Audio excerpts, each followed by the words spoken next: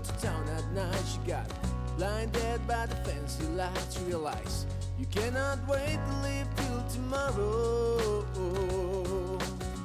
So the girl stay at the yard. She found all the things you have to know about life. What if Jesus had a brother singing Sunny Tuesday? Cause Sunday's raining and I can't afford to hear the answers knocking on my door. Feel as lady, ring the doorbell. I'm sitting in the living room with these ironic words.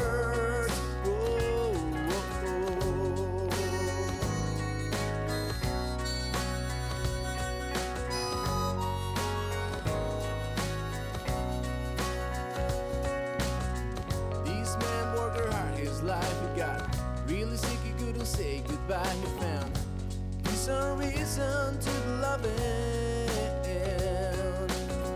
There's a way that makes you feel stronger.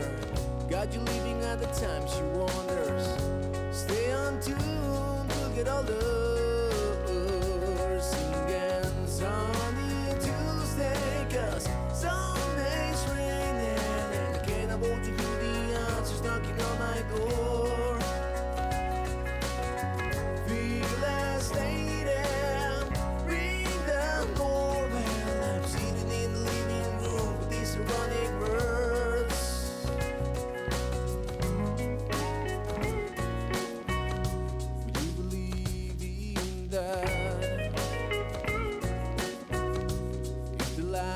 Has made the down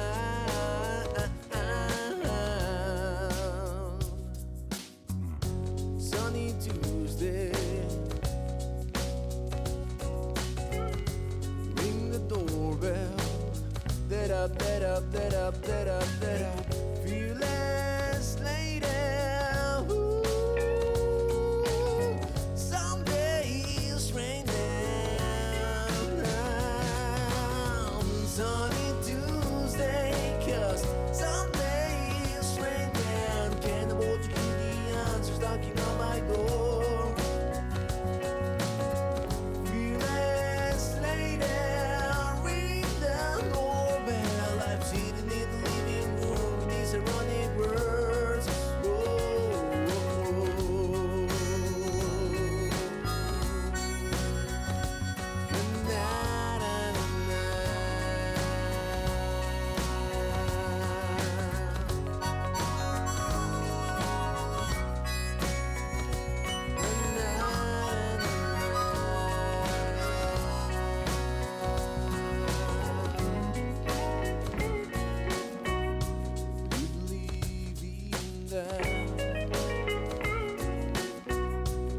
The lie has made the down.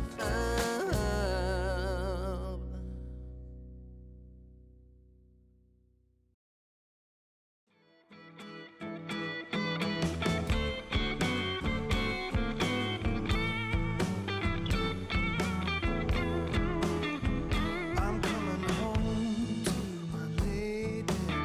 Still got a long way to go.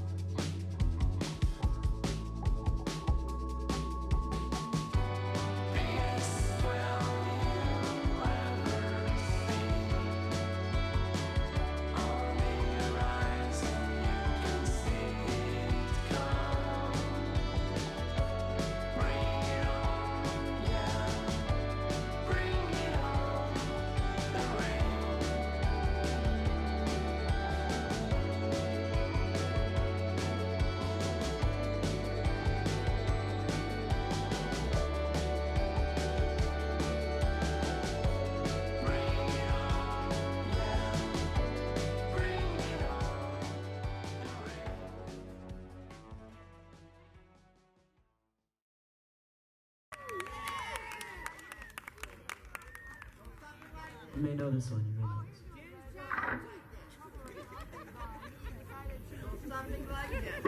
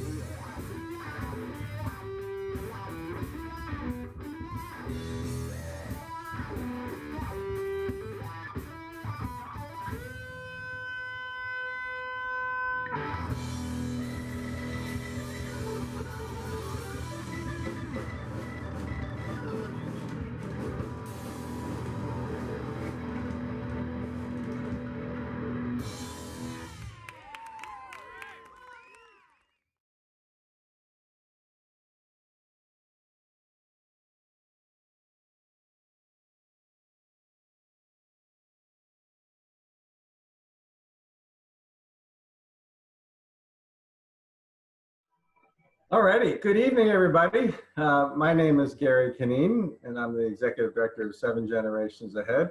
And with me is Peter Crowley, who is the co-owner, founder of Haymarket Brewing. And we're really excited to be with you all tonight. This is our first virtual Oak Park Microbrew Review. We're really sad to not be with you in person, but we're going to really have a fun show for you tonight. In addition to hearing from a lot of breweries, we're going to be able to listen to some great music from Katie Cole, who is with the Smashing Pumpkins. So thought we'd give you a little bit of background on this event. Seven Generations Ahead is a 19-year-old sustainable communities nonprofit. We're doing work in solar and local sustainable food, doing a lot of work in schools, CPS with zero waste schools and our farm to school program. We produce conferences called Greentown. We're doing one with Cook County coming up on September 23rd about the climate crisis and equity. So we have a lot going on. And the greatest thing about this festival is it combined our collective love of beer and environmental sustainability. And so this has been a passion of Pete Crowley's, the craft beer side, of course, and of course sustainability as well. And without Pete, we and all the brewers that he's been able to bring in, we certainly wouldn't be able to do this fest. So I always want to give Pete all the credit and thanks. One of the things we want to say, first of all, is thank you to all the brewers who participated over the years and who are participating this year. We know it's a tough time right now with the virus situation. A lot of businesses are struggling, and we continue to love and support you. Secondly, we want to just thank all of you who continue to attend this fest and support the craft beer world and sustainability. And we've got a great program. It's going to be funny. So sit back and relax and enjoy the show. Any last words, Peter? I would actually, I would mirror your remarks. I said, sit back and relax. A lot of great interviews, a lot of good characters on this ride, a lot of good beers, and it's going to be super fun. And honestly, there couldn't be a better cause that all of this goes to. So the fact that we can all enjoy great beer and have a great time, and also it's for a good cause, is super special. So Seven Generations Ahead, thank you for all of your support for the craft beer community, and back to the craft beer community, thank you for your support of 7GA. It's amazing. We're gonna have a good time. All righty. Thanks, everybody.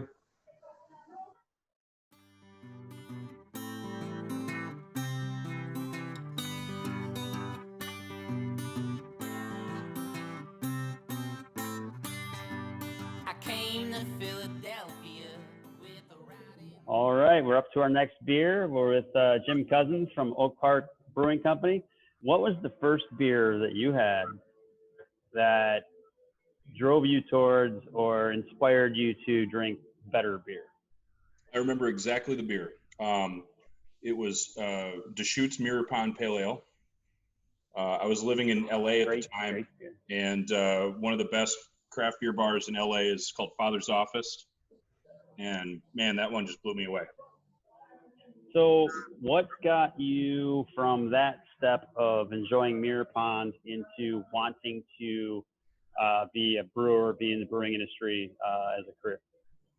So I was, like I said, I was out in LA. I was at UCLA, and my roommate, my dorm roommate was getting into craft beer and like getting into home brewing.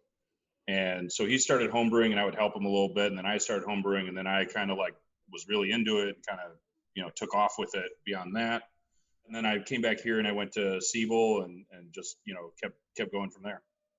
So tell us a little bit about your operation, how it's currently operating, and what you're seeing as far as challenges or how you're operating during the COVID-19.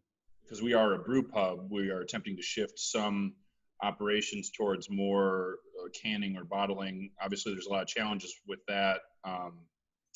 because everybody's trying to do that just for a very good reason. A lot easier to get people to take a 6-pack home these days than it is to come in for a full meal.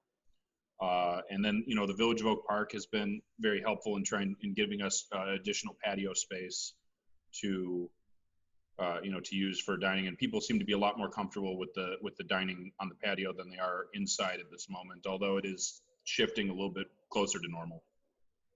So let me ask you this about sustainability. What do you do?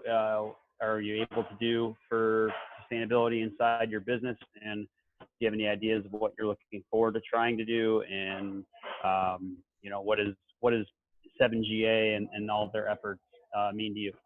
Yeah, so we exist because of this festival, right? Like we used when I was still with Hamburger Mary's in Andersonville, I would come to this festival as their assistant brewer. And I used to come here as a kid too, because we had friends of our family that lived here. And, so they're part of the reason why we even exist, is because that festival was like, oh man, why is there no brewery, no brew pub in Oak Park? Oh, and now that's there's really, three, so. That's cool. That's really cool. But as far as sustainability goes, we do a lot of little things, like we have some solar panel water preheaters for our everywhere in our restaurants. We use less gas to heat water. All of our fixtures are low flows. All of our lights are all LEDs. Trying to reduce. That's just business sense. So that's fine. Whatever, we're reducing our costs too. But we reclaim our cooling water from when we're going from kettle to fermenter. Sure. All of our beef for our burgers is hormone free. Very cool. Let me get right into your beer. What beer are we going to be tasting at today's virtual Oak Park microbrew review? It's actually what I'm drinking right now, which is our Maibach, which is a favorite of mine. Very traditional Maibach, Hellerbach, a little bit higher hop content than like the normal Bach that you'd find. We try very hard to release it on May 1st. Obviously, that was not possible this year because we do a whole thing. Like we'll get like a German band in here, and we'll decorate. We have this sort of central light pole in our restaurant that we decorate like a maypole. And it's a beer that's very near and dear to my heart as a lover of malty German lagers. How can folks get your beer?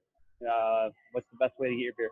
Right now, everything we do is in the brew pub. We're here Tuesday through Sunday, 11:30 to 10. But we do hope to have cans out within the next, hopefully next 2 months, I would say. Okay. Cool. Yeah, and then we've always got growlers available, and try some of our food. It's good. It goes well with beer.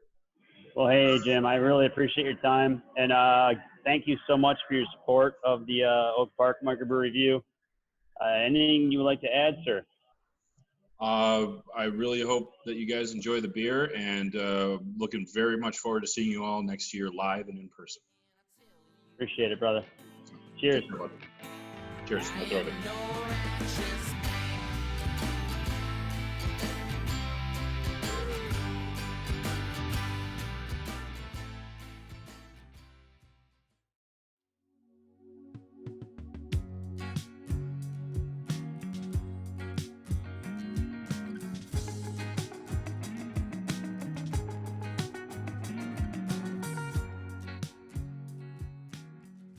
Here we are. We have another brewery, another beer to taste. Super excited about the Oak Park Microbrew Review virtual edition. I want to welcome King's Lager and Oak Park Brewery. And Keith, can you tell us a little bit about your brewery, where you're located, and what's going on in your world? Sure. Happy virtual Oak Park Microbrew Review, everyone. King's Lager. We are in Oak Park. We are on the southern border of Oak Park, on Roosevelt Road. North side of the road is Oak Park. South side is Berwyn. So, some people say we're in Oakwyn. I don't know. Call it whatever you want. But Kim's Lager is our brewery, and we specialize in lager fermentation. So all classic lager styles, but also sort of pushing the boundary, trying to do some new things, creating new beers, new beer flavors, but all surrounded or focused on lager fermentation. Excellent. What are you going to be pouring for us for this Oak Park virtual microbrew review? Yeah, so for the beer that we submitted there or participating with is beer we call Chicago Common. It's one of our most popular beers. Also happen to be the, how do we call this? Taste testing? Quality control? Yes, cheers. Quality control, cheers on this beer. So for us, Chicago Common is the perfect example of what I'm talking about when I say we're trying to create new concepts or new flavors through lager fermentation. It was a beer that my partner, our brewer, Steve, came up with to try to represent something uniquely Chicago. And all around Chicago, there are these things we call common bricks. They're actually called Chicago Commons now, sold all over the country. So we wanted to create a beer that would represent that. So that's Chicago Common, this deep red color, fullness of body, earthy, piney hops reinforcing that building material concept. A little higher alcohol, 7.5%, to make the whole thing work together really nicely. And then we throw some rye into the grist to make a more complex malt character that just all ties together in a beer that's been surprisingly popular. All right, so let me ask you this, Keith. A couple questions. What was the first beer that you had that made you fall in love with good beer? That would be Hoegaarden White Beer. Nice. Circa 1991 in Rotterdam. Wow. Yes. I had that beer. I'm from Michigan. Grew up drinking Strohs, all through high school. College. Yeah, sure. And went over to Europe for a semester and lived with these Dutch students, and they introduced me to this thing that I had never tasted before, and it just sort of blew my mind. And was it in was it in the big glass? Did you have it in the big giant Hoegaarden glass, or? Gosh, I don't even remember what kind of glass it was in. But just that idea that beer could taste so different than this flavor that I was used to, just kicked me off down the path of home brewing and judging, and all of that eventually leads to this. Let me ask you this. What does the Oak Park Microbrew Review, the festival itself, mean to you? And how do you feel about where you're at with your sustainability efforts, and what do you think that you could be changing in the future, or what's your direction? Yeah, I think for us, the festival, the most important thing about that is supporting the efforts of 7 generations ahead, right? So Neil has been involved with SGA for years. He was on the board back when we were getting started with talking about Kinslager. So it's something that's been at the core of what we do. And so we see that festival as something where we really want to try to help, spread the word about the efforts of what SGA is doing. Great opportunity. So it's always been a great festival, and kudos to you and Gary for getting this thing started all those years ago and bringing so much great beer out to Oak Park. Yeah. But for us, I think what our efforts in sustainability are something that's always an aspiration more than what are we doing specifically. Yeah, we do the little things that we can. We focused on putting sustainability as a core of the things, to lack of a better word, that inform the decisions we make every day. So if we need to get some plastic cups, are we going to spend the extra 50 cents and get the compostable cups? Yes, that's part of our core. That's what we're going to do. Little things like that. In the brewery, when we were designing it, we designed a bunch of skylights in there to minimize the amount of electricity we'd have to use for lighting and things like that. Insulation, reusing materials, all of those types of things. But we're not where we want to be. We would love to be able to do more. We're always looking for ways to say, how can we improve our processes, reduce the impact that we're having on, what we do in terms of water consumption, chemical use, things like that. So it's never a goal that you've achieved. It's just something you're always working towards. What have your challenges been during this current environment with COVID-19? This room has been closed since mid-March. Wow. What we've been doing, folks have been supporting us by ordering our beer online. and we're doing pickups here at the brewery. You know, they get here, they send us a text, we take it out, put it in their trunk. We're doing some local delivery around Oak Park. Folks can do that. And yeah, stay safe out there, folks. Enjoy your beer, and you know, think about maybe what you can do to help push the cause of what SGA is trying to do. Very well said, sir. All right, Keith. You have a great day, sir. Yeah, you too. Appreciate it, brother. Cheers, buddy. Cheers. Cheers.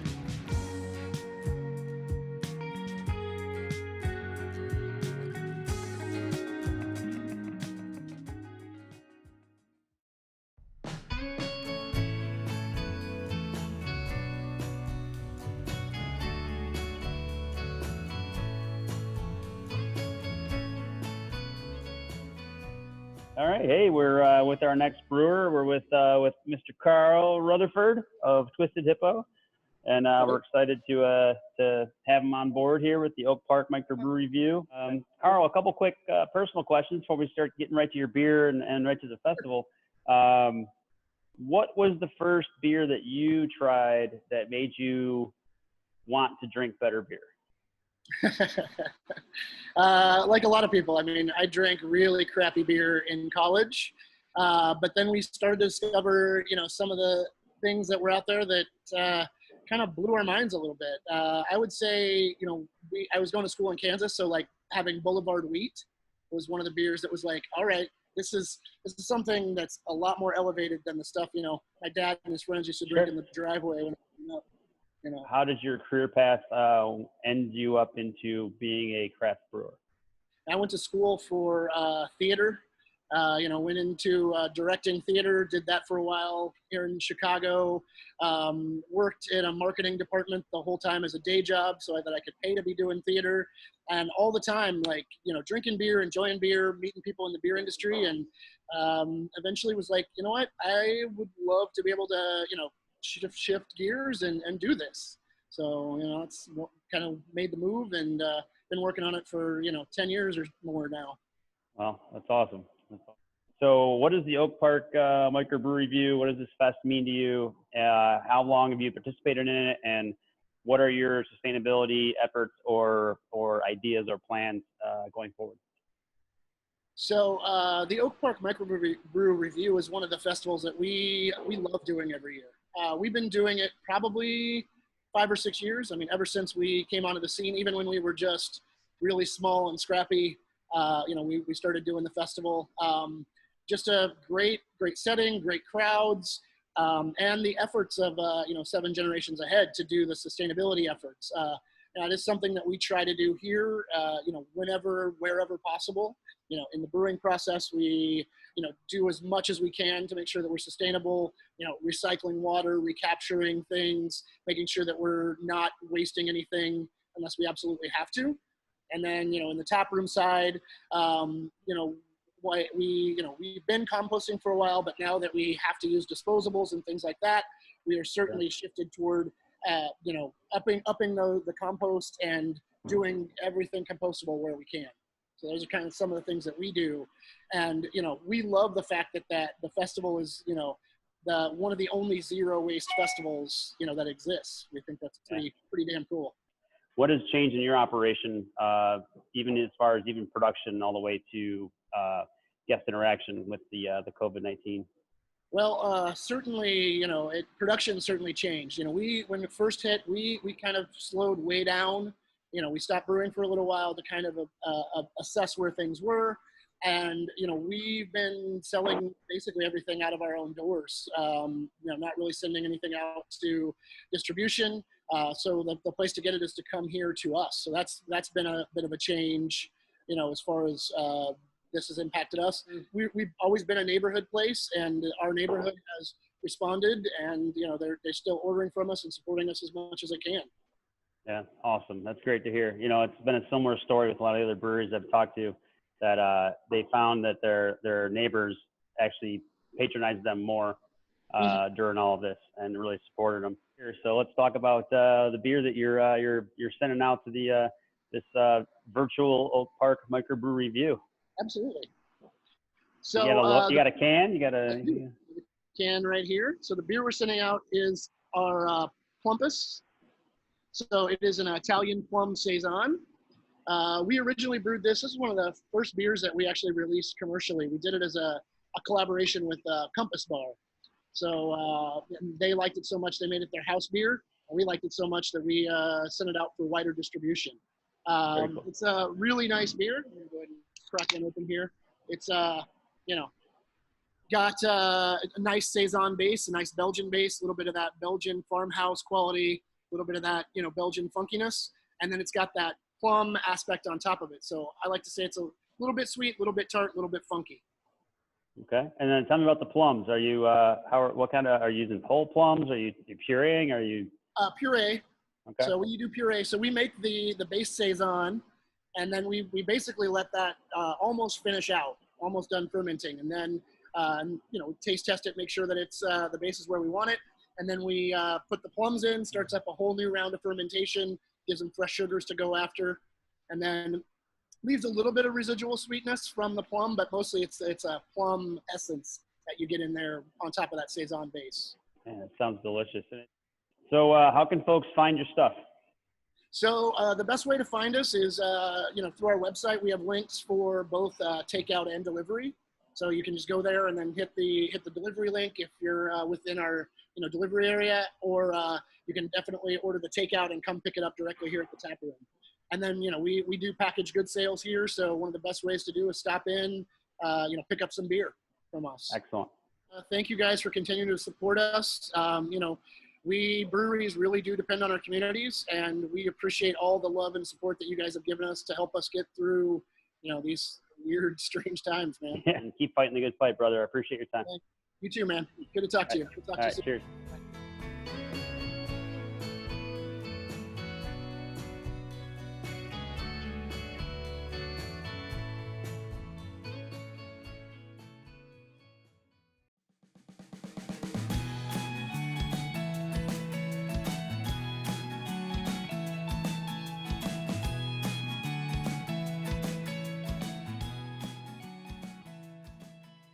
Hey everybody, thanks for joining us tonight. My name is Jana Meston. I'm one of the organizers of the Oak Park Microbrew Review.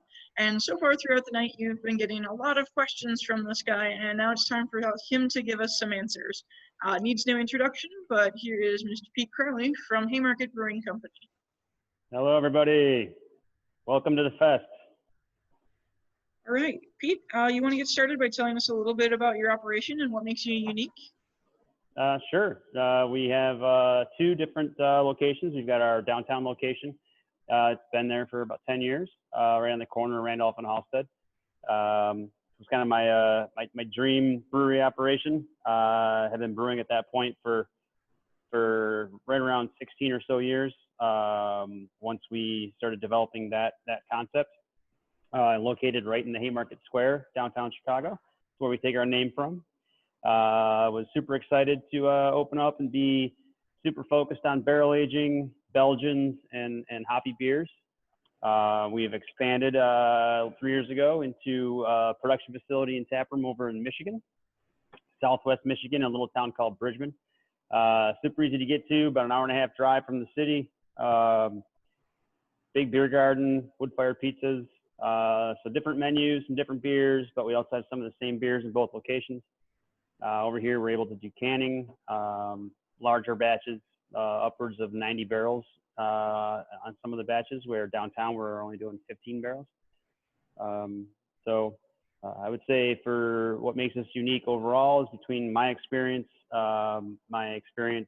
brewer, Eric, downtown, and then our head brewer over here in Michigan, Mark Poffenberger. We have somewhere around 45 years of brewing experience and probably a total of 100 state, national, and international awards. Now, you also have a pretty unique relationship with this particular festival. So I met Gary Kineen from 7 Generations Ahead, who is the director of that organization, and what organization is actually benefiting, nonprofit benefiting from this whole event. Met him at a beer dinner at the Rock Bottom, downtown Chicago. He approached me about a beer festival that would be about sustainability, zero waste, benefit his nonprofit organization. But I was all about, at the time, starting events that would benefit communities, organizations, and nonprofits. And this was a no-brainer with what his organization was doing and is doing. And the location was great. Downtown Oak Park is beautiful. It's right off the trains to get to from downtown Chicago and all kinds of suburbs. It really ended up being a great location. And we have a lot of breweries that come every year and look forward to it, like I said, all summer.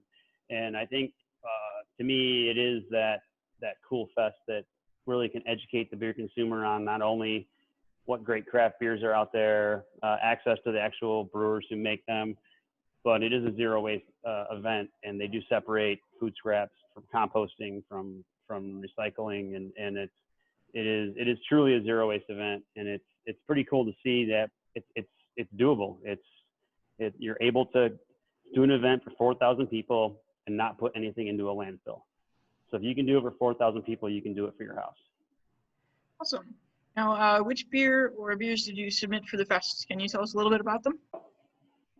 We did our two flagships for this one. Were our Speaker's Wagon Pilsner and our Alistair American IPA. And the Speaker's Wagon Pilsner is near and dear to my heart. I've been brewing that exact style of Pilsner for 10, 15 years before I even started making it at the Haymarket pub. And then we decided that would be one of our first beers in cans. It is a super crisp, really drinkable Pilsner. It's got a little bitterness up front, some hot bitterness, and then a nice hoppy aroma to finish. So the Alistair IPA is our flagship IPA. I like to call it an old school IPA. Old school. It's slightly malty, got a nice bitterness. It's a little juicy, jammy, but it's got a great hop aroma. It is like a classic IPA. As we wrap up, you did mention that the whole point of this fest was built around the idea of sustainability. So what approaches does your brewery take to address sustainability? You know, we've always looked at water conservation, trying to figure out what to do with spent grains. Over here, we're lucky enough in Michigan to feed them directly to farmers, livestock. So it's instantly composted, if you will. So it is a little more challenging in downtown Chicago. We do try and recycle as much as we can there, and try and have as little waste as possible. But it's just, unfortunately, we still don't have a good composting solution downtown, and it's just it's a little more difficult in the really big urban areas to keep up. And I know that that's also something that we've had lots of conversations of with 7GA about how we can make that better. And Gary and his group have worked directly with the city of Chicago in efforts to create more sustainability and more eco-friendly programs. So Thanks so much for taking the time to join us today. yeah, thanks everybody. Enjoy the fest. I hope you like the beers that you got, and thanks for the support. Really appreciate it. What you see in the daytime, they just won't believe.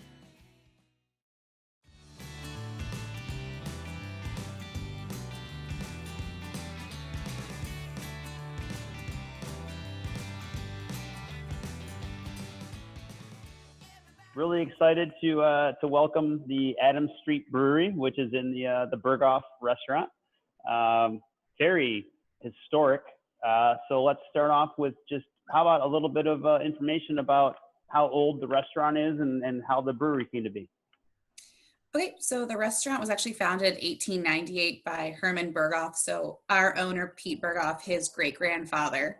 So we've been around for over 120 years, the restaurant itself. And then the building we're located in is a post-fire building of the Great Chicago Fire. So the building's over 140 years old. And the brewery works its way through the entire building, which is 40,000 square feet of workable space. And so Anthony and the brew team, they utilize multiple floors of the restaurant and the building for the brewery to operate. So Anthony, if you want to talk about where the brewery is actually located. Sure. One of the cool things about this brewery is that it seamlessly integrates into such an old restaurant. It's been around forever. We'll start basically on the roof. We have our glycol chiller, which aids in fermentation temperature control, and then on the third floor we have our grain handling room, and that feeds our first floor brew house. That is where we mash, we boil, we do all that fun stuff, make some wonderful wort, which we send downstairs into the basement, into our fermentation cellar, where we ferment and end up with some beer. The restaurant has been green for a number of years now, so that was really important to Pete, that the brewery also has a green element in regards to how we package. So what we use are these E6 PR biodegradable 4-pack holders. They're out of Mexico City. They're really great because they're not plastic, and if they're left out and not properly disposed, they won't harm animals, and they'll biodegrade within 45 days. That's like one of the things that we're doing in our way of trying to be sustainable. You use a lot of water in brewing. We do try to conserve and reclaim and reuse water where we can. Our hot liquor tanks, our hot water tanks for that matter, are fed from water that we use to cool the previous day's batch of beer through our heat exchanger. So what beer are you presenting? And let's talk about what it tastes like and what we can expect from it.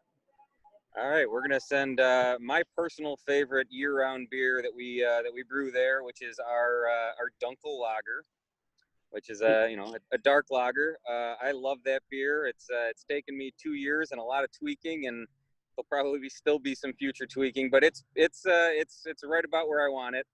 That beer, it's a great beer because it's a year-round beer despite being a dark lager, despite being a dark beer. Clean and crisp enough for summer, has enough subtle roast character for your dark winter months, and it's a great beer. It's toasty, it's well balanced, malty without being sweet. Looking forward to trying it, and thanks for your support of the Oak Park Microbrew Review and 7 generations ahead. And we can't thank you enough for making great beer and being part of the hopefully the global solution of sustainability and environmental friendliness, and figuring out how to fix some things that are going on in this world. But most importantly, thanks for making great beer, and thanks for being a partner. We appreciate it. Yeah, thank you. For having us.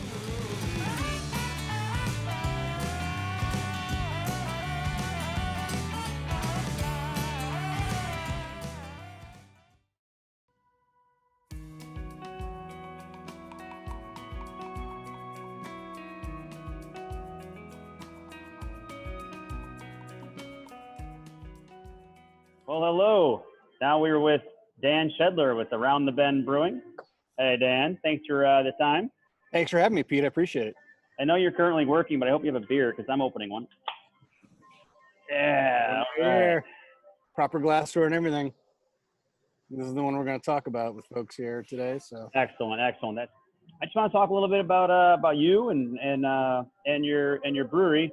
To start, really, what was the first beer, if you remember, I'm sure you do, that made you fall in love with good beer? I do. I have a very distinct memory of this. I grew up in Minneapolis, suburbs of Minneapolis. There was a little brew pub that opened up in my hometown of Minnetonka called Sherlock's Home. And this was, the late 80s. So craft beer wasn't nearly what it is today. And we looked at the little menu, and they had all these things we'd never heard of: porters and stouts, and what's an ESB? What is this? And I ordered an English porter, and the guy gave me this little mug of black liquid, and I was like, "What? That's, this is not Busch Light Draft." And it was eye-opening. It was mind-blowing. Completely. Wait, you weren't drinking Grain Belt back then? That was actually my dad's beer, always in our fridge. What really got you into the wanting to get into craft brewing and have your own brewery? Yeah, so when I was in college, I don't even remember how it happened, but I heard somebody say something about home brewing. I'm like, what? You can brew beer at home? And this is, again, the early 90s now. And there was a little place in St. Paul, Minnesota. I went to the University of Minnesota in Minneapolis. There's a place called the James Page Brewing Company. And they had bolted on to the brewery a little homebrew shop. It was only about 10 or 15 minutes away from the house I was living in with a bunch of buddies off campus. And I went over there and I bought the kit, the plastic, ale pail and a kit with, extract in it, and made this completely, innocuous amber ale. It was not the greatest beer you've ever had, but it was passable. And when I started, when it was finished and carved up and everything and started passing around my friends, they're like, "You made this?" I'm like, "Yeah." And being the attention whore that I am, I was like hooked, it's like, oh, okay, people are interested in this. And I just started down the rabbit hole. And, home brewers out there will all know, once you get the bug, you just start buying more equipment and trying new things. Yeah. It just spirals out of control. And said we've been around for about 5 years now. We started off in an alternating proprietorship or setup. A year ago, we opened up in a new space, which is super unique. We think it's a first of its kind in the nation concept. It's called the District Brew Yards. We're a collective of 4 different breweries that have gone together to create a single brewing space along with a shared beer hall and a shared, kitchen environment as well. And in the beer hall, each of the breweries has their own wall with 10 tap handles each, and it's all based off of pour your own technology.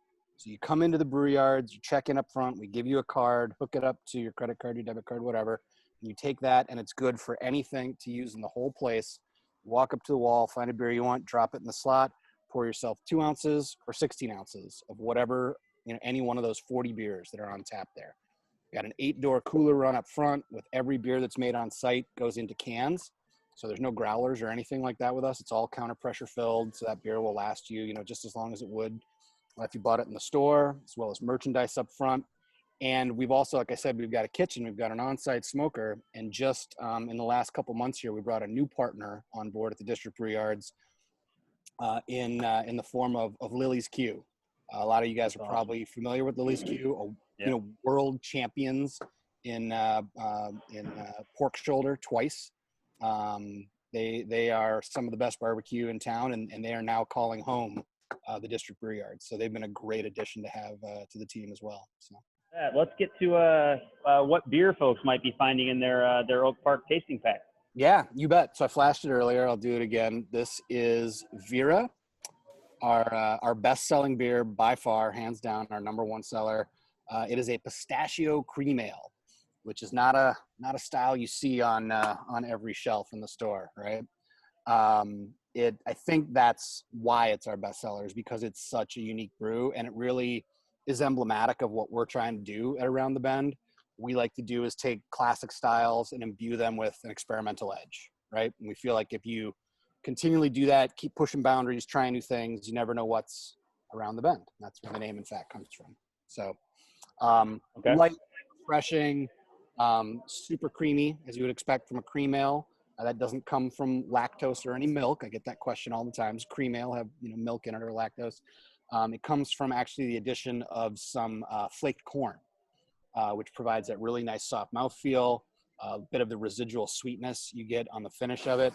And then the addition of the pistachio that we use in there just takes it over the top and makes it a whole different animal, unlike any other beer you've ever had.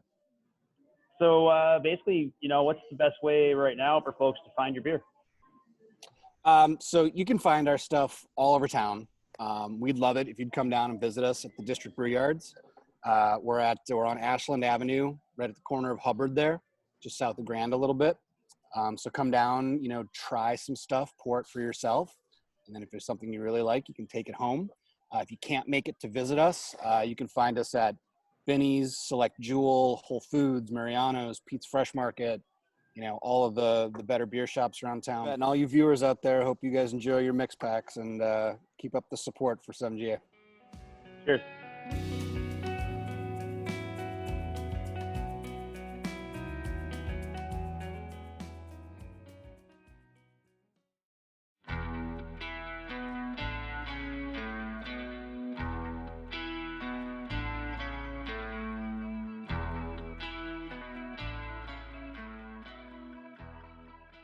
All right, here we are with Brad from Aleman. We're doing the beer for beer on this great 7GA Oak Park virtual microbrew review.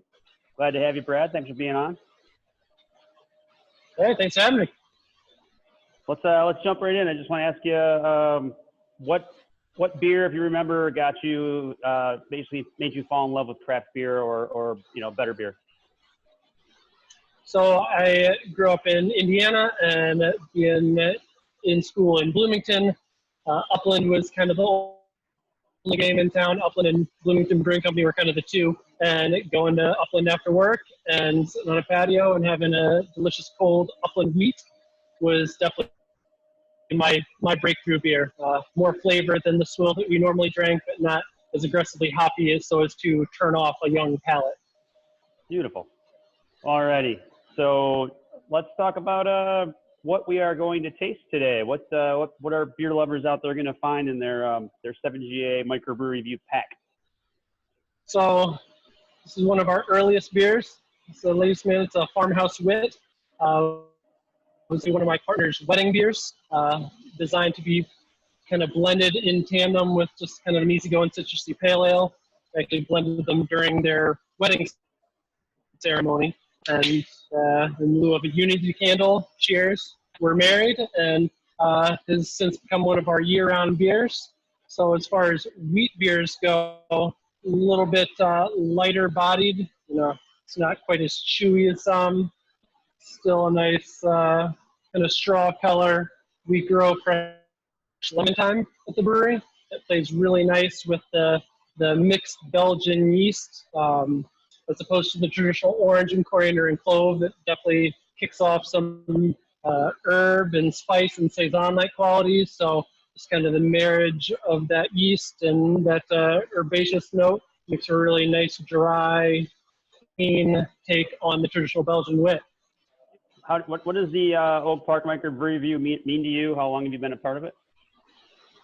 So we are a 4-year-old brewery in the sea of Beer Fest we do every single year. It's kind of one that you circle on the calendar and try to make time for, just as being a really well-run, well-executed fest that also has a really positive ethos behind it. Well, thanks a lot for your support of the first virtual microbrew review, and can't wait to try the beer. Yeah, no kidding. Hopefully we're standing outside by a beer tent next year having a beer. So thanks a lot for your support. We'll talk soon, okay? Cheers. Absolutely. Cheers. Thanks. Yep.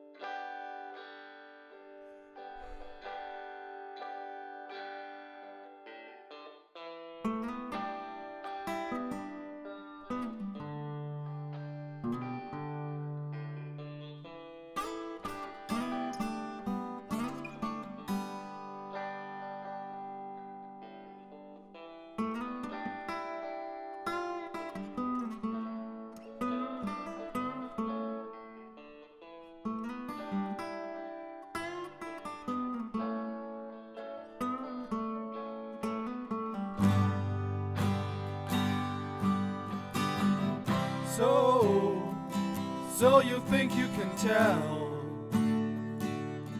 heaven from hell? rise from pain? Can you tell a green field from a cold steel rail? A smile from a veil. Do you think you can tell? Did they get you to trade your heroes for gold? Hot ashes for trees, hot air for a cool breeze, cold comfort for a trade. Did you exchange a walk on a part in the war, lead role in a cage?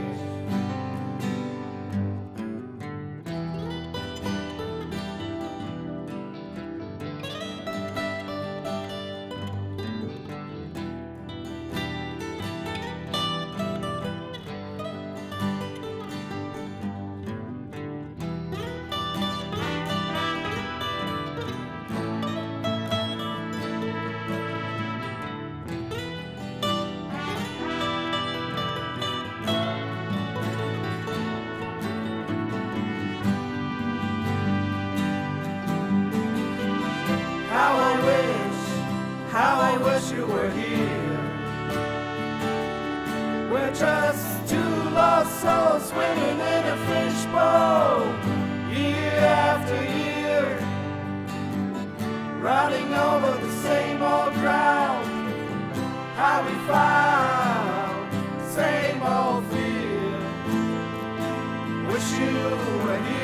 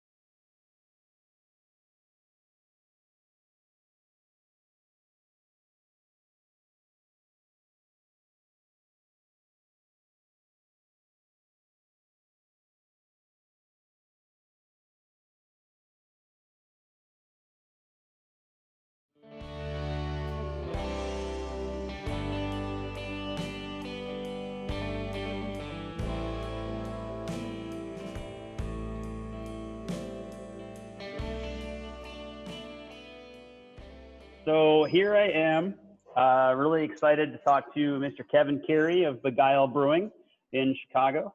Thank you so much, sir, for joining us and for your dedication to the Oak Park Microbrew Review. And I don't know if you know this, Pete, but this festival was the very first time we poured beer as a licensed brewery.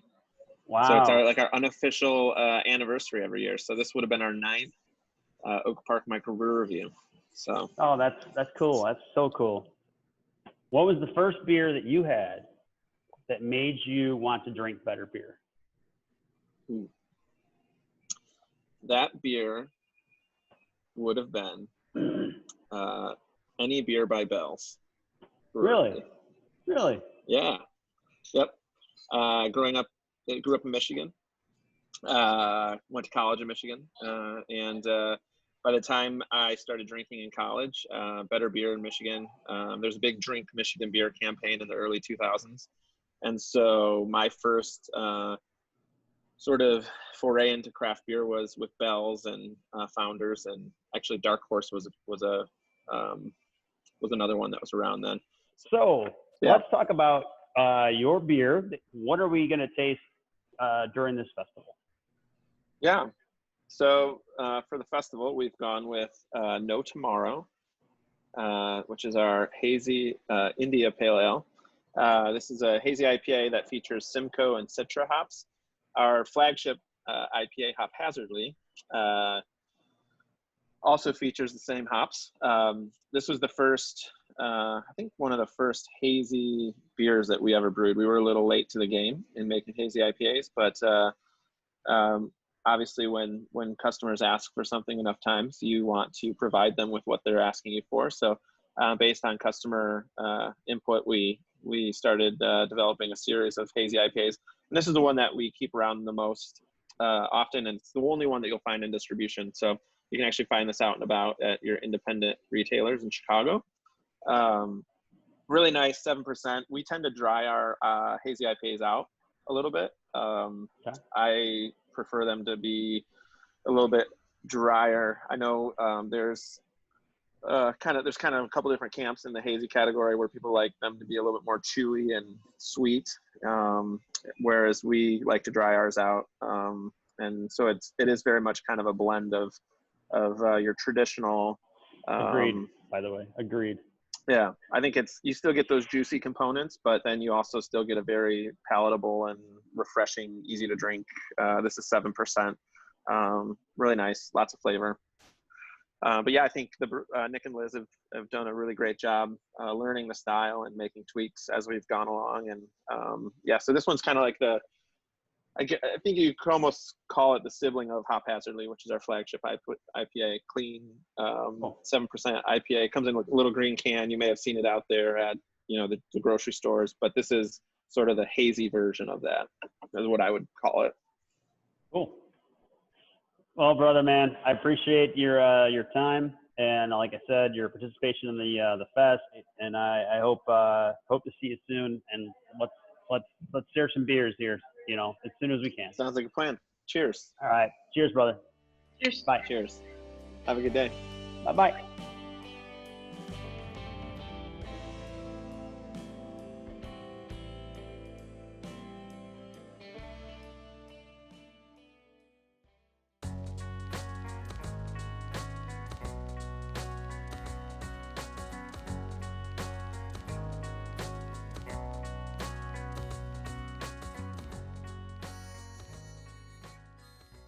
All right, here we are with Michelle and Joe from Eris. We're going to talk about their delicious offering for the virtual Oak Park Microbrew Review. Welcome, you guys. Welcome. Thank you. Thank you for your support. And so let me ask, either one or both of you can answer. What beverage was the first thing that you remember getting you having you fall in love with? I was at Goose Island, and Will Turner actually gave me my first true craft beer, and I was like, holy cow, this is amazing. I was like an Amstel light drinker before that. And, you remember which beer it was? I think it was Honkers, I think, if I'm not mistaken. Yeah, it was like I was doing construction and stopped in there, and my cousin was making fun of me and said, this guy drinks Amstel light. And Will was like, well, try this beer. So that's kind of crazy. He gave me, I remind him of that all the time. I wanted to know what you were presenting. We're doing Mango Rillo, so we decided to go with one of our ciders. We were able to can our ciders at this point in time because of the pandemic. So we are doing something that we've never done before, and we can the Mango Rillo, which is our mango hard apple cider with dry hops, with Amarillo hops. We figured our logo is what everybody knows. So we thought our first rendition would be Eris's logo, bringing it out there full forward. And then we like the two-tone on the cans a lot. So, because we are woman-ran, the first brewery, let's just say, in Illinois that is ran by a woman team. There's a lot of our friends who are married, divorced, and all that are owning businesses. And we also are one of the first breweries and cider house in the state of Illinois, too. I've been doing the micro review since I worked at Goose Island and at Revolution. So it's really a beer community coming together, working with a non-for-profit that does a lot of sustainability for our communities and trying to make the earth a better place a little bit by using the resources that we could use within our brew pubs and our breweries and our cider houses. So yeah, I look at it as a community building, and I also look at it at education. Well, thanks for your time. I know you're dealing with a lot of stuff. I'm glad that glad you're with us, and thank you for participating, and thank you so much for your support of the Microbrew Review and of 7GA. Appreciate your time, guys. Well, here, cheers to you guys. Cheers. Cheers. Cheers. And also, thank you for keeping it going. I mean, could have easily not been done. So we're really excited that you guys kept it going. So thank you for making it happen.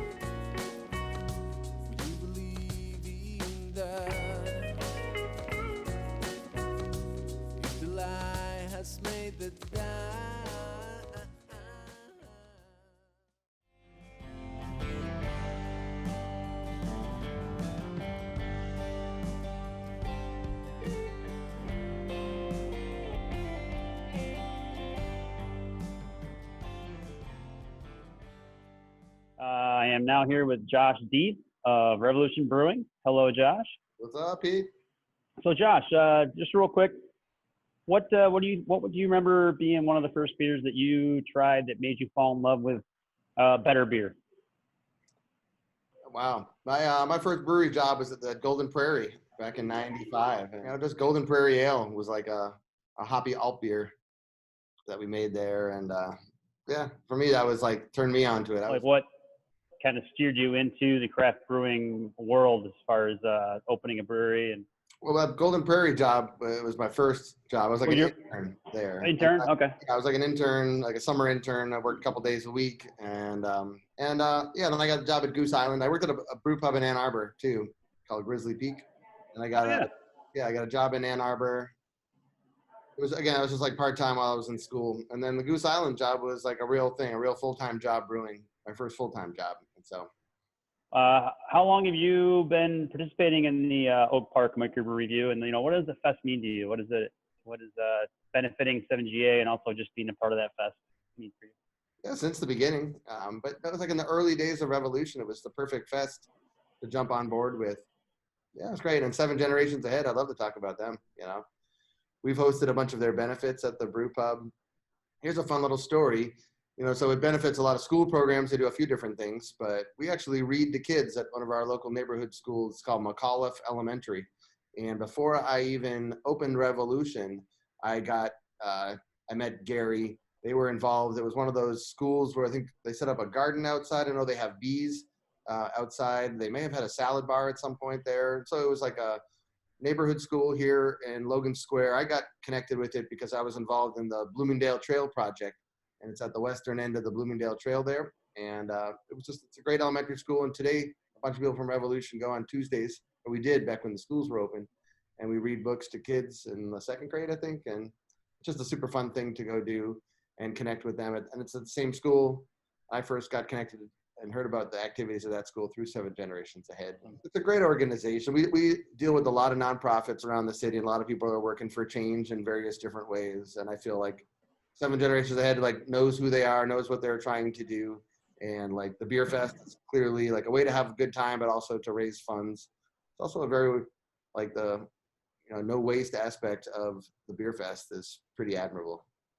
Is there anything you could add on what you might be doing for sustainability at your production facility or your pub?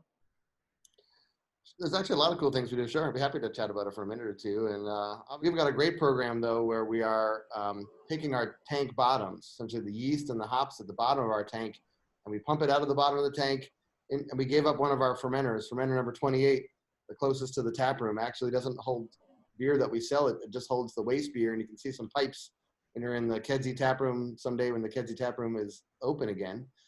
And to look above your head, you see the spent grain pipe that goes out to the dumpster in the front.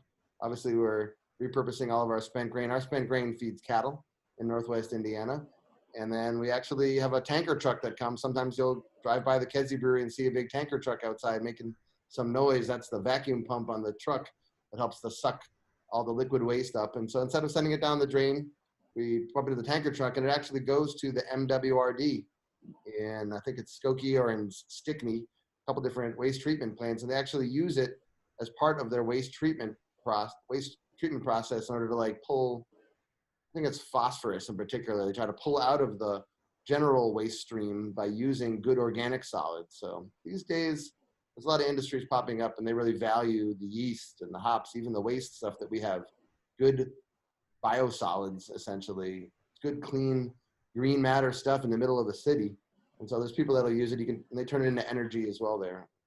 I mentioned the solar panels on the roof. We got solar panels there, and we try to do our part, man. We're a bigger brewery, so it's like compared to some of the smaller breweries out there, we've got a bigger footprint. So we've got more responsibility on our shoulders to do it. And we made a commitment early on to try to find some projects that work that we can do, like the solar panels and taking care of our waste streams there and leaving a good footprint, man. Well, let me ask you about what we're going to taste here on our virtual fest. Yeah. Well, we've got 2 different beers that we're putting into the packs, right? We went with like some tried and true all-stars of the portfolio. We have got Anti-Hero IPA. Maybe you've had it before. The best part is like it is uber fresh. When we can Anti-Hero every week now, and it's a pretty beautiful thing. It's our best seller. It's a great American IPA. A whole lot of hops in it that begin with the letter C, and yeah, it's just tried and true for us. It's our stalwart. It's what got this whole thing going. Now we have all these different hero IPAs, but it's great to always come back and have an anti-hero and remember where it all started.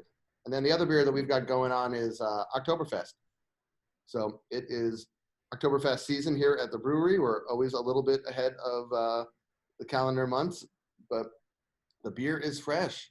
Just came out of the tank. It's been lagering in there. We use all German malt, all Weyermann malt. They actually make a special blend for us in Bamberg in Germany, and they mix up our recipe of all the different specialty malts into a big super sack, so we can just jump one big 2,000-pound super sack into the hopper and mash right in. And with all the beers that we make these days, the world has moved towards kind of drier beers. Yep. It has a nice sweetness to it. In terms of like where does it fit into all the Oktoberfest that you can try out in the marketplace right now, I'm going to go ahead and say it's got a really nice sweet malt character that comes from all those specialty malts that we use, and that's really the best characteristic of our beer compared to a few other people's beers. Well, that's amazing, Josh. I appreciate your time and your participation. Thanks for the beer and keeping up the good fight to not only be sustainable but making great beer, and can't wait to have a pint with you. And we'll see everybody in Oak Park next year, right? All right. Cheers, everybody. Next time on Marion Street.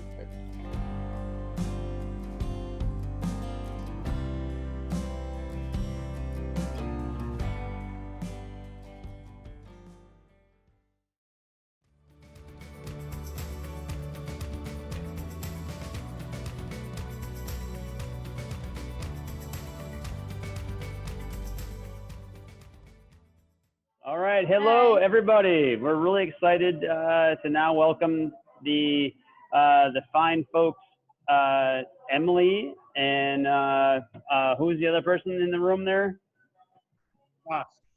Hello, sir. Sorry, I didn't hiding.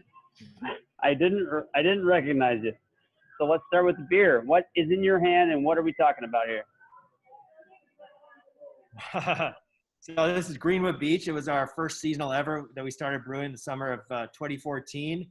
And we describe it as a fruit beer for people who don't think they like fruit beers. The fruit is kind of, harmoniously in the background. You get the big pineapple aroma, but then the fruit itself ferments out. So we get that nice tangy pineapple finish rather than a bit of sweetness. Oh, beautiful. Have you been to the Oak Park Microbrew Review, and what does it mean to you? Yeah, we've participated, I want to say at least the last 3 years. I love it because it's outdoors, it's set up really well.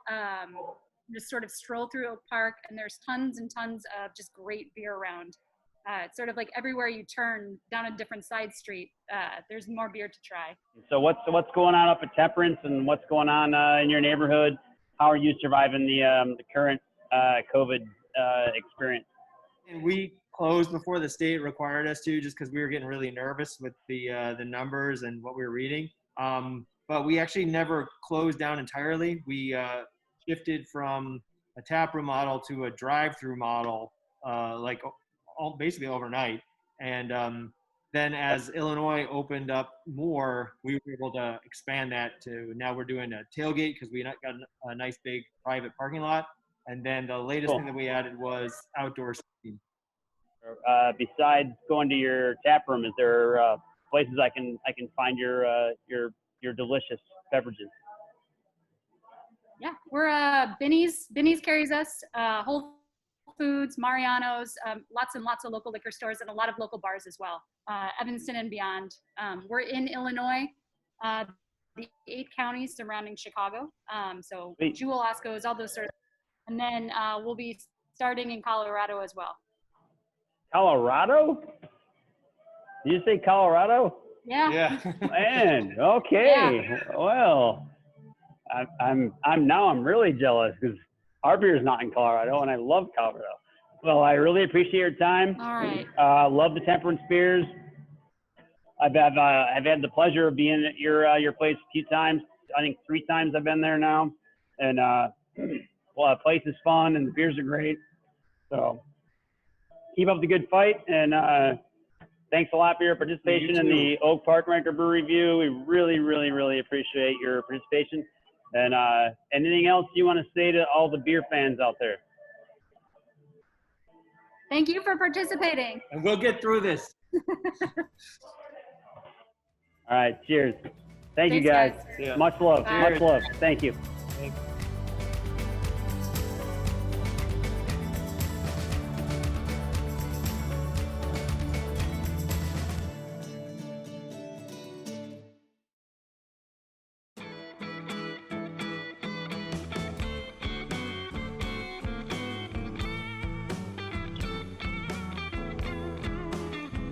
I'm coming home to my lady.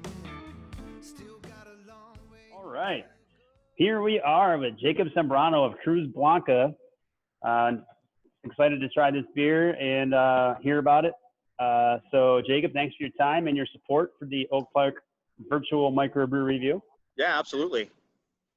Quick question, just really, what got you into craft brewing? What made you want to drink better beer? And was cooking at a restaurant called the Bristol in Bucktown, and we joined Goose Island for a kind of a chef collaboration. And after that, I became so just kind of fascinated with the process that I started volunteering at Goose, and volunteering turned into a part-time position, turned into a full-time position, that turned into just kind of a career change and basically a complete cultural change.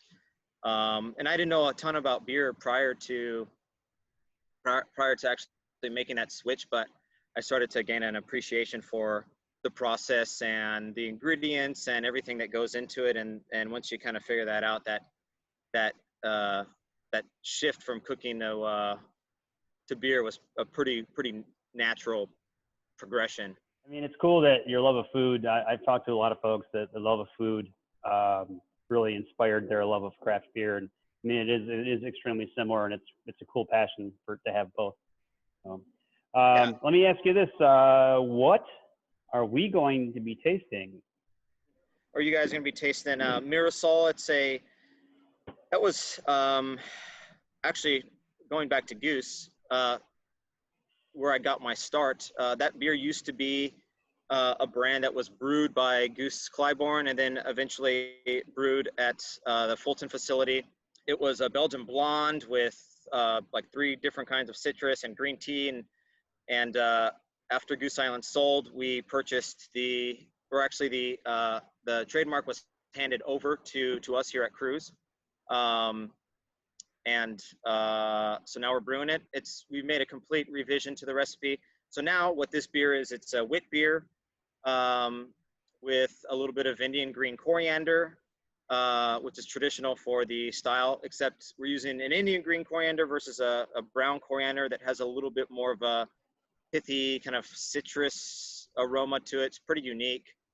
And we're using dried key limes, or actually key limes, zest, and a little bit of dried key lime. So just replacing the orange for a bit of a lime component to kind of keep it a little bit more on brand for what we do. So yeah, it's textbook. It's pretty straightforward, no frills, easy drinking, and it just has that nice soft kind of spice and fruit character that you look for in the style. So lastly, let's talk about 7GA, what their mission is, and what it means to you to be part of this festival.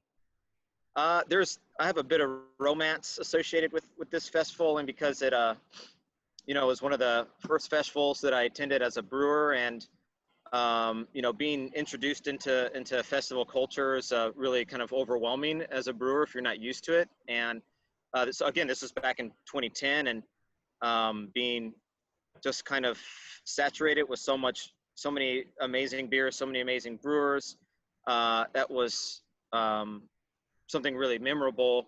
And then also the event itself helps kind of, to me, it always strikes me as kind of the finish line of that long stretch of summer events, and then you kind of slowly ease into fall, and then just the consciousness that everybody does about minimum waste, and just the sheer volume of staff on hand that are all dedicated to just making sure it's run efficiently and smoothly. And that's it's one of my favorite events of the year. And you know what? There's always next year, you know? Yeah, I'm hoping that we're all standing out in the street having beers together next year. So.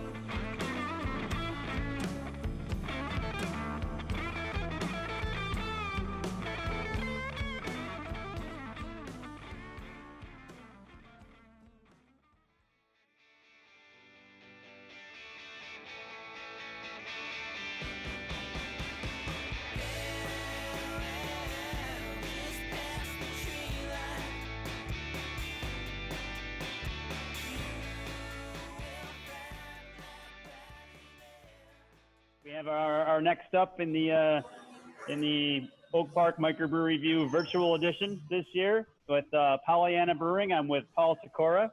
Welcome, Paul. Thank you very much, Pete. Appreciate it. Well, I'm very excited to have you, sir. Who are you, and tell us a little bit about your brewery.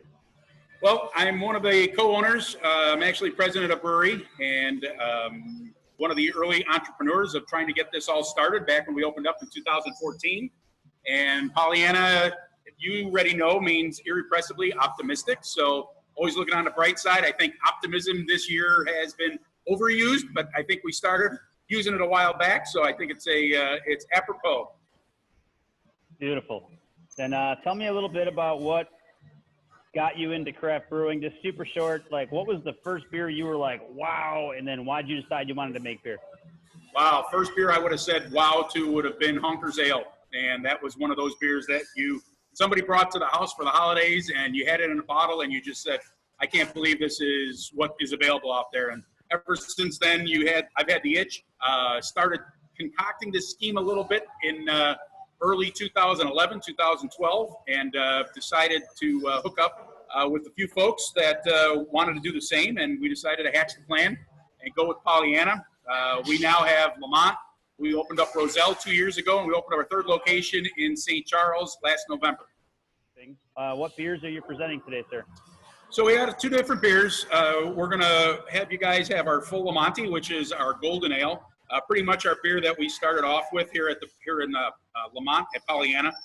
It's a combination of Lamont and the movie The Full Monty, so we go the Full Lamonti. So we're glad to have that available. We're actually canning it today, so it's going to be super fresh for the event.